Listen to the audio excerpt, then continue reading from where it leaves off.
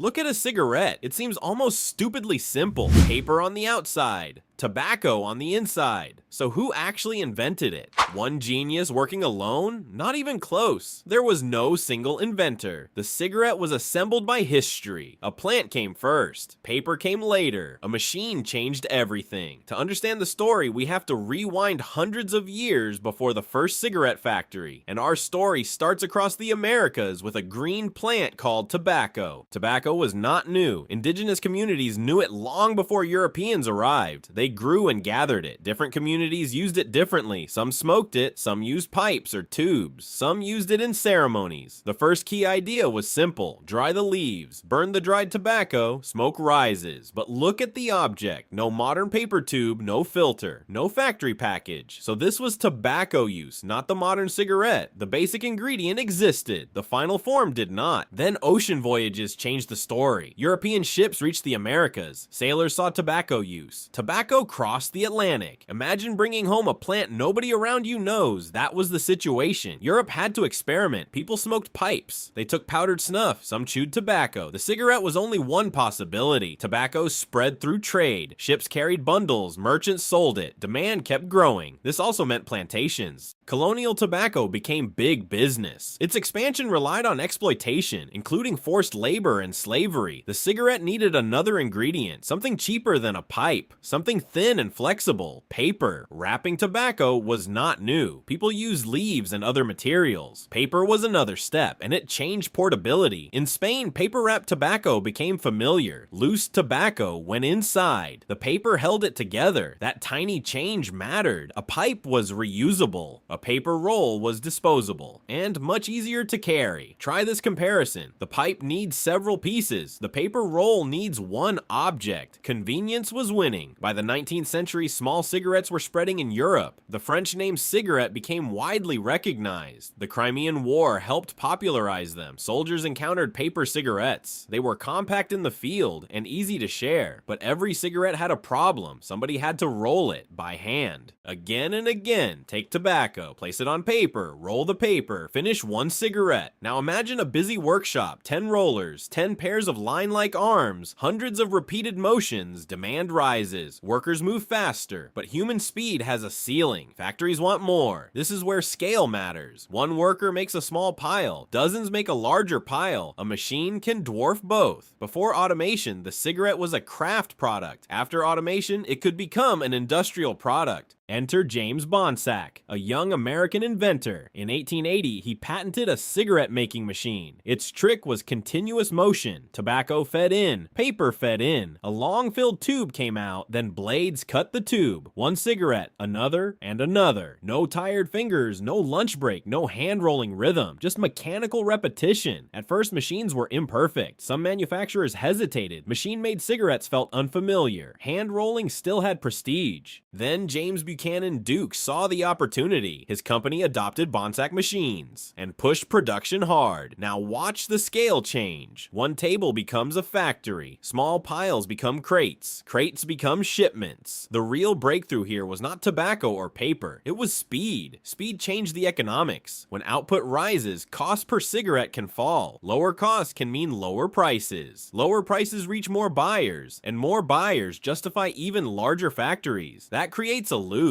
Production feeds demand, but factories had a new problem. Making millions is useless if nobody wants millions. So marketing stepped in. Packages became colorful. Brands became recognizable. Trade cards appeared. Posters followed. The cigarette was no longer just tobacco and paper. It now had an identity. A brand could travel. Imagine two identical cigarettes. One is anonymous. One comes in a polished pack. Which feels more modern? Advertising sold more than smoke. It sold convenience. It sold status. It sold an image. The product fit city life. Small, portable, quick to use. By the early 1900s, production was exploding. Machines ran faster. Distribution spread wider. Then came the First World War. Millions of soldiers mobilized. Cigarettes followed armies. They became common military comforts. Why did cigarettes fit war? They were tiny. They traveled easily. And short breaks were enough. Soldiers shared them. Care packages included them. Military life normalized them. Then veterans came home. After the war, the customer base was enormous. Factories expanded again. Advertising advertising grew louder. Now cigarettes entered popular culture. Magazines showed them, movies showed them, celebrities posed with them. For decades, smoking was presented as normal, sometimes glamorous, sometimes sophisticated. The design kept changing too. Paper became more standardized. Blends were engineered. Sizes and formats multiplied. Then came another visible change: the filter. Filtered cigarettes existed earlier, but spread rapidly in the 1950s. Why then? Health fears were rising. Companies promoted filters as reassurance, but filters do not make smoking safe. Now compare the shapes. Early roll, tobacco, and paper. Modern cigarette adds a filter. The core idea barely changed. The whole story starts with a plant, then paper, then the machine, then the market. But inside the body, the story is different. Burning tobacco creates toxic smoke. Nicotine also drives dependence. As consumption rose, doctors noticed troubling patterns. Researchers studied disease. Evidence accumulated. In 1964, the U.S. Surgeon General issued a landmark report. Smoking was linked to serious disease. That changed public perception. Warnings appeared. Advertising faced restrictions. Smoking stopped looking harmless. So was Bonsack the inventor? Not exactly. His machine transformed production, but cigarettes already existed. Was Duke the inventor? No. He industrialized and marketed cigarettes. He did not create the basic form. Was there one ancient inventor? We do not know one. The form evolved gradually, across cultures and centuries. Think of it like a recipe. One step brings tobacco. Another step brings paper. Industry brings machines. Then marketing brings desire. War brings distribution. Factories bring scale. Science reveals the cost. That is why the answer is more surprising than expected. The cigarette was not simply invented. It was assembled. A tobacco leaf alone is not a cigarette. Paper alone is not a cigarette. Even both together do not create a global industry. The machine supplies scale. The market supplies reach. Here is the full transformation. Green leaf, handmade roll, factory line. Then came the mass market pack. The object stayed tiny. The system around it grew. Farms and factories expanded. Ships carried it. Advertisements promoted it. Wars spread it. Health warnings challenged it. And all that history fits inside an object only a few inches long. That is the strange part. A simple looking cigarette is really a timeline. Every layer came from somewhere. Every era changed it. So how was it invented? Slowly, by many people and systems, not by one genius. The leaf came first. Paper made it portable. Machines made it massive, and history did the rest.